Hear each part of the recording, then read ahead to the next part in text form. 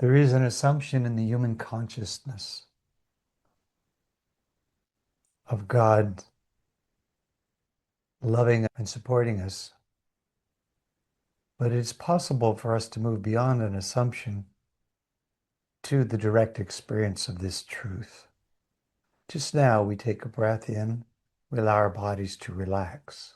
We let go of any worries or confusions that may be limiting us and distracting us from this moment, for this is the moment when God is loving us completely.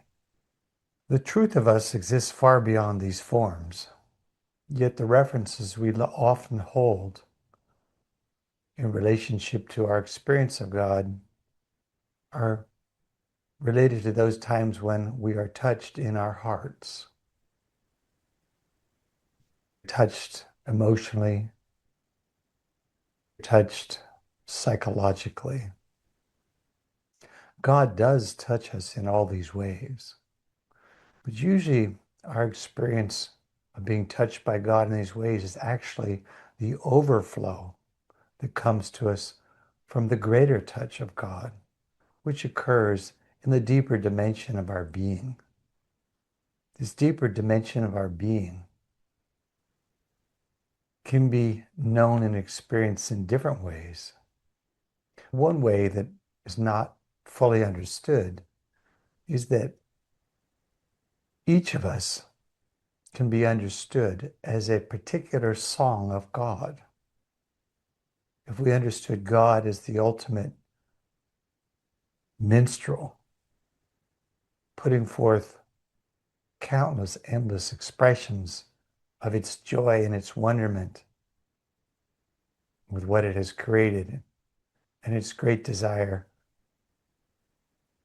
to share itself with its creation, but also to enrich its creation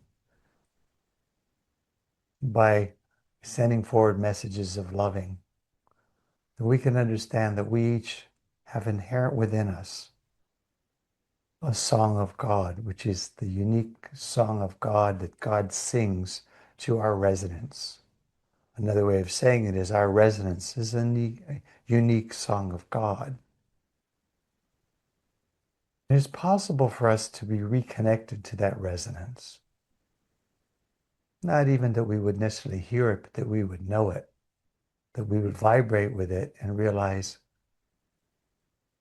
that this vibration of us is a unique attunement to God and a unique attunement from God to us.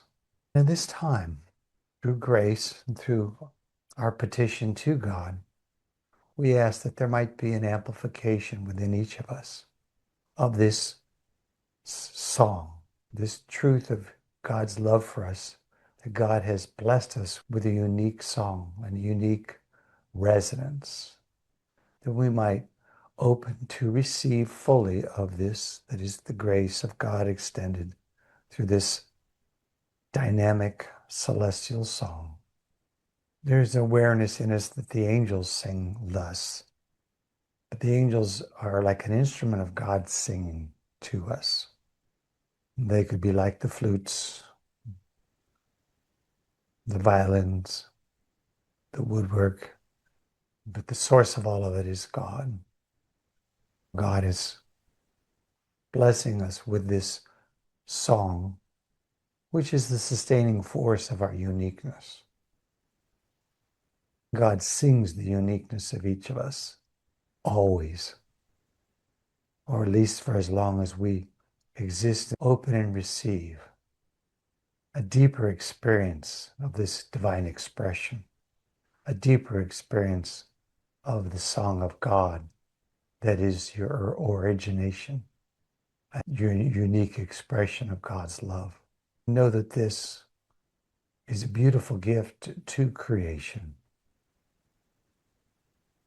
And the way creation resonates in response is a gift to God.